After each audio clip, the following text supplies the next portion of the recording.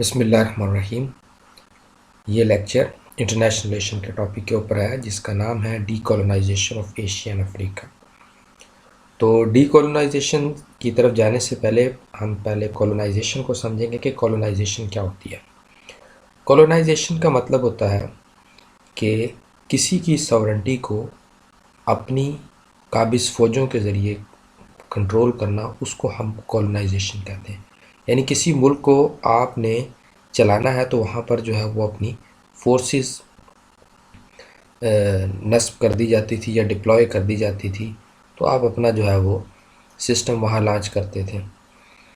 یہ ڈیفینیشن جو ہے وہ برنارڈ لوئس نے دی ہے، جو میں نے آپ کو بتائی کہ کسی بھی ملک کی سوورنٹی کو اپنی فورسز کے ذریعے کنٹرول کرنے کا نام کولونائزیشن ہے۔ اس میں فائدہ کیا ہوتا ہے کولونائزیشن میں؟ کولونائزیشن میں یہ فائدہ ہوتا ہے کہ آپ کو را میٹیریل ملتا ہے، آپ اس را میٹیریل کو اپنے ملک میں لے کر جاتے ہو، وہاں سے جو ہے وہ آپ فنش پروڈکٹ لا کر واپس اسی ملک میں بیچتے ہو مہنگے داموں۔ ٹھیک ہے جی، اس کا یہ سب سے بڑا فائدہ یہ ہوتا ہے، آپ کے نیشنل انٹرسٹ پروٹیکٹ ہوتے ہیں۔ آپ جو ہے وہ نیشنل انٹرسٹ سے کیا مراد ہے؟ 3 نیشنل انٹرسٹ ایسے ہوتے ہیں جو پوری دنیا کے ہر ملک کے کامن ہوتے ہیں۔ آپ کے اکانومک پراسپیرٹی آتی ہے آپ کے ملک میں، یا پروگرس یا اپلفٹ آتی ہے اس کے اندر، آپ کے لوگوں کی انکم بڑھتی ہے، آپ کی فیملی انکم بڑھتی ہے، آپ کی GDP بڑھتی ہے۔ اس کے بعد پروڈکشن آف اسٹیٹ ہوتی ہے، آپ جو ہے وہ اپنی ایک بڑی فوج تشکیل دے سکتے ہو۔ میں اس کی مثال اس طرح دیتا ہوں، سیکنڈ ورلڈ وار میں جب برطانیہ کو شکست ہونے لگی تو برطانیہ نے جو ہے وہ اپنی بقا کے لیے فوج جو ہے وہ ہندوستان سے منگوائی۔ ٹھیک ہے جی، یا ہم اس کی دوسری مثال یوں لے سکتے ہیں کہ برطانیہ نے 1857 کی جنگ آزادی میں اس کو یا جنگ آزادی کو کنٹرول کرنے کے لیے، اس بغاوت کو کنٹرول کرنے کے لیے اس نے برما سے بھی فوج منگوائی، چائنا سے بھی فوج منگوائی، اور کہا جاتا ہے کہ ایران سے بھی فوج منگوائی اس نے، یہاں پر بھی اس کی فوجیں ڈپلوائے تھیں۔ یعنی کہ آپ کو یہ بہت بڑا اس طرح کی بینیفٹس ہوتے ہیں۔ پھر اس کے علاوہ آپ کی اسٹیٹ کی پروڈکشنز ہو جاتی ہیں، اور آپ کی جو ہے وہ جیوگرافیکل لوکیشن بڑھ جاتی ہے، آپ کے نیچرل ریسورسز پر کنٹرول زیادہ سے زیادہ ہو جاتا ہے، اور آپ لوگوں کو جو ہے وہ اپنی مرضی سے یا اپنے نظام کے مطابق چلا رہے ہوتے ہیں۔ یہ فائدے ہوتے ہیں اس میں۔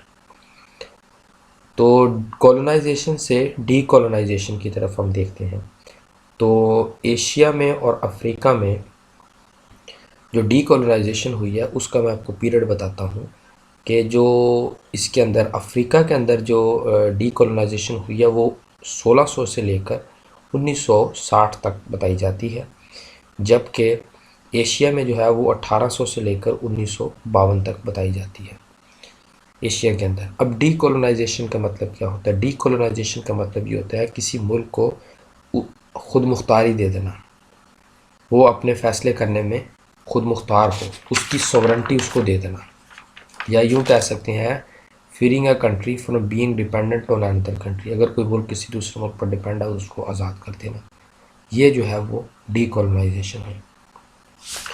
اب ڈی کولونائزیشن کی وجوہات کیا ہے؟ یاد رکھیے گا کہ جب بھی ایز اے مسلم بات کر رہا ہوں کہ جب بھی کوئی ویسٹرن یا ہمیں جیو جیسی کنٹری کوئی حقوق دینے جا رہی ہوگی تو اس کے لیے آپ کو اگر 10 دن بھی سوچنا پڑے نا تو سوچنا کہ اس کے پیچھے کیا گیم ہو سکتی ہے۔ یہ میرا پرسنل ایکسپیرینس ہے، اور یہ میں ایک ریسرچ بیس کی بنیاد پر بات کر رہا ہوں کہ دنیا میں اس وقت نہ تو عیسائی کسی کو نقصان دے رہا ہے، نہ ہندو کسی کو نقصان دے رہا ہے، لیکن ان کے پیچھے جو لوگ کھڑے ہوئے ہیں وہ ہیں جیو، یہودی۔ وہ ان کو اپنی مرضی سے چلا رہے ہیں اور وہ خود سامنے نہیں آتے۔ ٹھیک ہے جی، اور انہوں نے پوری دنیا کے جو ہے وہ امن کو خراب کیا ہوا ہے۔ بہرحال وہ میں آگے چل کے بتاؤں گا کہ وہ کیسے سسٹم کو جو ہے وہ کیا کرنا کیا تھا، ڈی کولونائزیشن کے پیچھے گیم کیا تھی۔ آخر اتنی بڑی آزادی جو ہے وہ کس ملک کا دل کرتا ہے جناب آپ کے وہ دوسرے ملک سے جناب مال جا رہا ہو یہاں سے، اور وہاں کی خوشحالی ہو، اور وہ جناب خوشحالی بند ہو جائے، یا ہندوستان سے جو ہے وہ اتنا را میٹیریل جاتا تھا وہ بند ہو جائے؟ آخر کیا وجہ تھی اس کی، کیوں انہوں نے اس سسٹم کو چینج کیا؟ تو اس کی سب سے پہلی وجہ تو یہ تھی، ہم یہ دیکھیں گے کہ ڈی کولونائزیشن جب سٹارٹ ہوئی تو اس کی ریزنز کیا تھی۔ اس کی پہلی ریزن تو وہاں کے پرائم منسٹر تھے۔ یہ بات جو ہے وہ U S department of defence کے جو ہے وہ ایک کالم میں لکھی ہوئی ہے یا ان کی سائٹ پر تھی کہ ہیرولڈ جو ان کے پرائم منسٹر تھے میک ملن، انہوں نے جو ہے وہ ڈی کولونائزیشن میں مدد دی۔ اس کے بعد وہ کہتے ہیں کہ سول وار نے بھی ڈی کولونائزیشن میں کردار ادا کیا۔ میں اس کی مثال امریکہ سے دیتا ہوں کہ امریکہ میں جو ہے وہ سول واریں بہت لڑی گئی۔ امریکہ بھی برطانیہ کی، برٹن کی جو ہے وہ کالونی تھی۔ اس کے علاوہ جب یہ دو سپر پاور تھی، ان کے جو درمیان کمپٹیشن چل رہا تھا نا، جس کو کولڈ وار کا پیریڈ بھی کہا جاتا ہے 1945 سے 1991 تک، انہوں نے بھی جو ہے وہ اس چیز کو متعارف کروایا۔ 1945 سے 1960 تک جو ہے وہ 3 درجن کے قریب ایشیا اور افریقہ میں جو ہے وہ ملکوں نے خود مختاری حاصل کی۔ اس کے علاوہ ایک اور بھی ریزن تھی، وہ یہ تھی کہ کچھ ممالک ایسے تھے، ان کی جیو اسٹریٹجک لوکیشن اور ان کے نیچرل ریسورسز بہت اہمیت کے حامل تھے، اس وجہ سے بھی انہوں نے جو ہے وہ ملکوں کو تقسیم کیا۔ میں اس کی مثال آپ کو جو ہے وہ اوٹومن امپائر سے دیتا ہوں۔ برطانیہ کو ادھر انڈین سب کانٹیننٹ میں آنے کے لیے جو ہے وہ میڈیٹرینین سی سے جو ہے وہ آنا پڑتا تھا، اور اس کے لیے جو ان کا چیک پوسٹ تھی جو اوٹومن امپائر کنٹرول میں تھی، وہ سیرین اوٹومن کے تھی، یعنی کہ جس کو آج ہم سیریا کہتے ہیں۔ یہ اس وقت 4 ممالک پر تھا۔ انہوں نے جو ہے وہ اس کو توڑ کر جو ہے وہ آزاد کیا ملک، اور اپنا جو ہے وہ اسٹریٹجک لوکیشن کو کنٹرول کیا اور وہاں کے نیچرل ریسورسز کو کنٹرول کیا۔ یہ ان کی ایک گیم تھی۔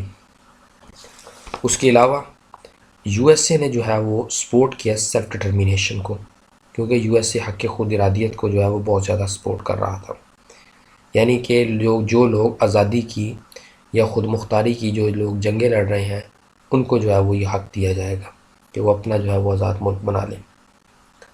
اس کے علاوہ یو ایس اے اور سوویت یونین کے درمیان جو ہے وہ آئیڈیالوجیکل وار ہو رہی تھی۔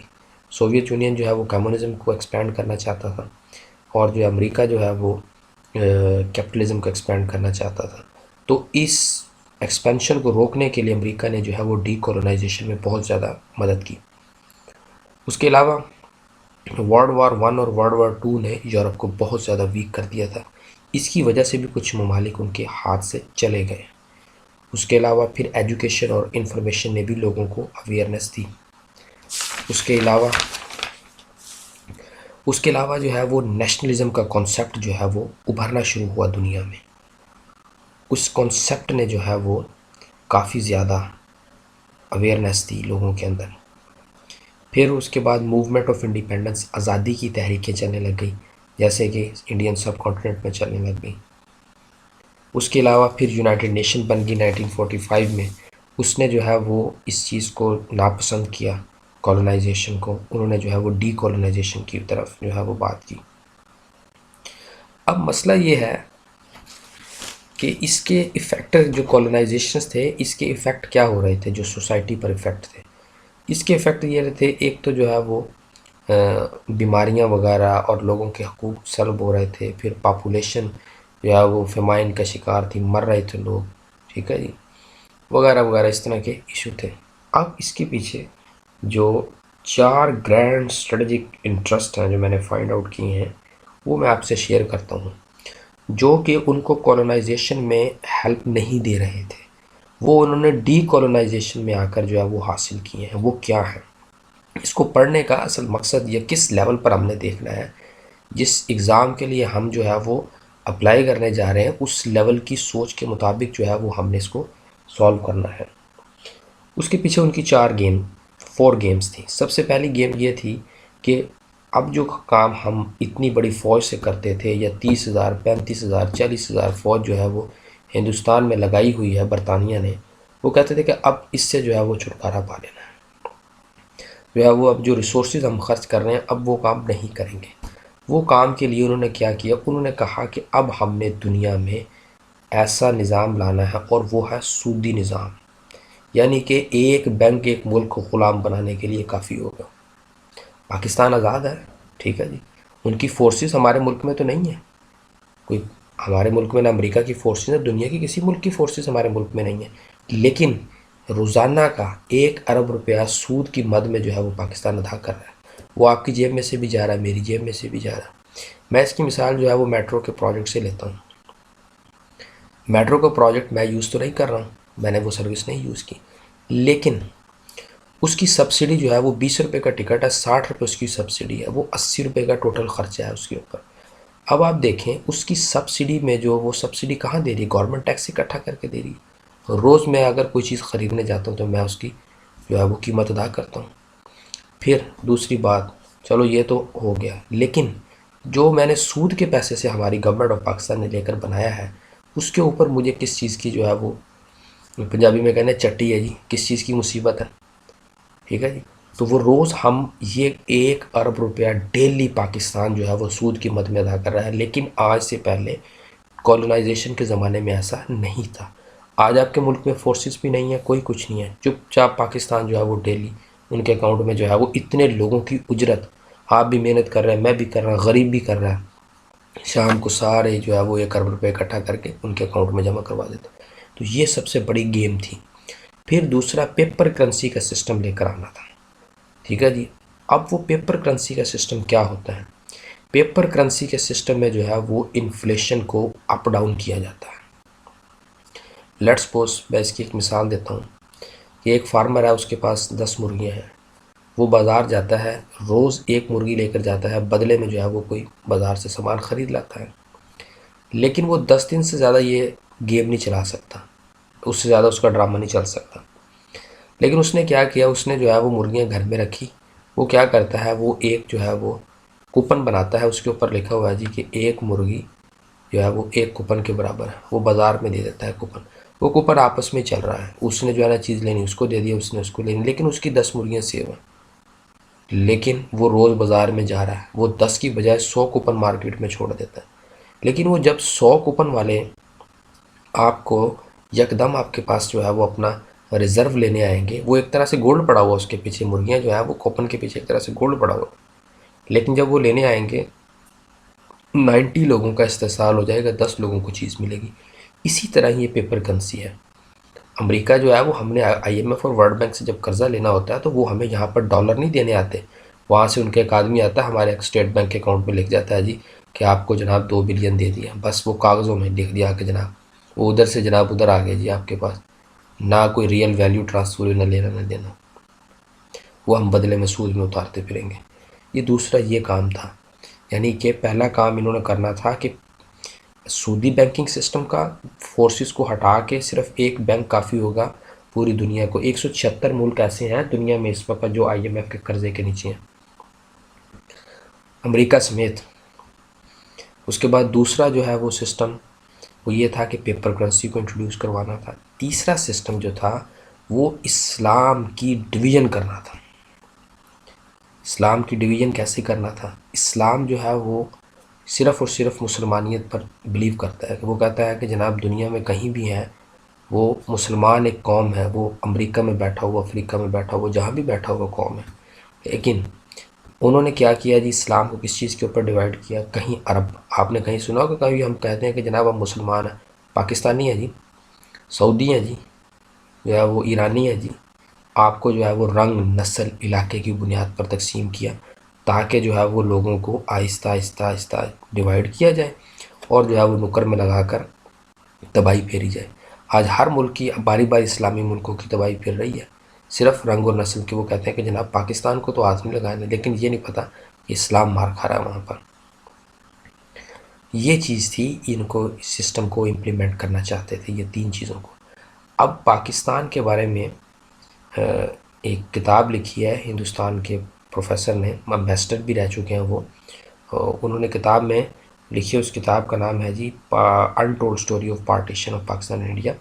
اس میں انہوں نے یہ لکھا ہے کہ برطانیہ نے 1945 میں یہ ڈیسائیڈ کر لیا تھا کہ پاکستان کو اور انڈیا کو آزاد کرنا ہے, لیکن انہوں نے کہا کہ انہوں نے یہ بھی ڈیسائیڈ کر لیا تھا کہ پاکستان کو 2 تحفے دے کے جانے ہیں جو آہستہ آہستہ مزید ٹوٹ جائے گا. وہ کیا ہے, انہوں نے کہا جی کہ ہم نے پاکستان کو 5 ایتھنک گروپ دیے, یہ آہستہ آہستہ آہستہ ٹوٹ جائیں گے. ٹھیک ہے جی, کیسے بنگلہ دیش 71 میں ہمارے ہاتھ سے چلے گئے, بلوچستان میں بھی ایشو چل رہا ہے, کراچی میں بھی چل رہا ہے. اس کے علاوہ دوسرا جو اہم چیز تھی وہ دوسری یہ تھی کہ ہم نے ان کو ایسا پولیٹیکل سسٹم, یعنی کہ جو سٹیبل سسٹم نہیں ہے وہ ہم نے ان کو دیا، ٹھیک ہے جی۔ آرٹیفیشل سسٹم کیا ہے؟ آرٹیفیشل پولیٹیکل سسٹم وہ دیا جو کہ ان سے سٹیبل ہو ہی نہیں سکتا۔ یہ جو ہے وہ ڈی کولونائزیشن تھی، اس کے پیچھے یہ گیم تھی، یعنی کہ سودی نظام سے پوری دنیا کو کنٹرول کرنا، ٹھیک ہے جی۔ اور اب اس کے ایفیکٹ کیا ہوئے ڈی کولونائزیشن کے؟ پوری دنیا جو ہے وہ اس نظام میں کنٹرول ہوئی ہے۔ اب سب سے بڑا مسئلہ میں آپ کو ایک بات بتاؤں، پہلے کولونائزیشن میں اگر کوئی غلام ہوتا تھا نا تو اس کو خوراک کی گارنٹی ہوتی تھی کہ شام کو جو ہے وہ مالک اس کا خوراک دے گا، کیونکہ اس نے اس کو رکھا ہوا تھا۔ آج آپ کو انہوں نے آزاد تو کر دیا ہے، لیکن آج جو ہے وہ یہ گارنٹی نہیں ہے کہ خوراک کہیں سے ملے گی یا نہیں ملے گی۔ آج غلامی سے بھی بدتر جو ہے وہ زندگی دنیا میں جو ہے وہ اس کانسیپٹ کے اندر گزاری جا رہی، جو فریڈم دی ہے آزادی، اس میں یہ ہے کہ آپ کو یہ کنفرم نہیں ہے کہ بھائی کسی کو کیوں لوگ خودکشیاں کر رہے ہیں۔ اگر کہیں کوئی کسی کا غلام ہے تو اس کو کنفرم ہوتا تھا کہ جی شام کو کھانا ملے گا، لیکن آج ہر آدمی آزاد ہے، کسی کو مل رہا ہے کسی کو نہیں مل رہا، کوئی مر رہا ہے تو مرتا رہے، اس سے غرض نہیں ہے۔ تو یعنی کہ اس کے بعد اب آپ دیکھیں کہ اس ڈی کولونائزیشنس کے ایفیکٹ کہاں کہاں پر آئے۔ آپ کو لوگوں کو انہوں نے یعنی کہ انفلیشن کو کنٹرول کیا انہوں نے، یعنی کہ مہنگائی اپنی مرضی سے اوپر کرتے ہیں، مرضی سے نیچے کرتے ہیں۔ اس کے بعد ریلیجین ڈفرینسز، نفرت آئی لوگوں میں، نیشنلزم آئی، ہم ہندوستان کو جو ہے وہ برا کہہ رہے ہوتے ہیں، وہ ہمیں برا کہہ رہے ہوتے ہیں، وہ انڈینس کے چینل سنو وہ ہمیں کہتے ہیں، ہم ان کو کہہ رہے ہیں۔ یہ اس نفرت کی لکیر کھینچی، جبکہ آپ صلی اللہ علیہ وسلم نے کہا کہ قومیں دو ہی ہیں، ایک وہ جو اللہ کے ماننے والے، ایک جو ہے وہ غیر اللہ کے ماننے والے۔ اور میں آپ کو ایک بڑی دلچسپ بات بتاؤں، یہودیوں کا جو قوم کی ڈیفینیشن ہے ان کی وہی ہے جو آپ صلی اللہ علیہ وسلم نے دی۔ وہ کہتے ہیں کہ یہودی دنیا کے جس کونے میں بھی ہوگا، ٹھیک ہے جی، وہ یہودی قوم تصور کیا جائے گا، اس پر لازم ہوگا کہ وہ اسرائیل پہنچے، ٹھیک ہے جی۔ اس کے علاوہ اب اور مسائل آپ یہ دیکھیں، پھر انہوں نے پاپولیشن کے، ڈیزیز کے، ریلیجن ڈفرینسز کے، اس طرح کے مسائل انہوں نے یہ سامنے لے آئے، ٹھیک ہے جی۔ یہ لیکچر جو ہے وہ ڈی کولونائزیشن کے اوپر تھا۔ اس کو سننے کا شکریہ، اللہ حافظ۔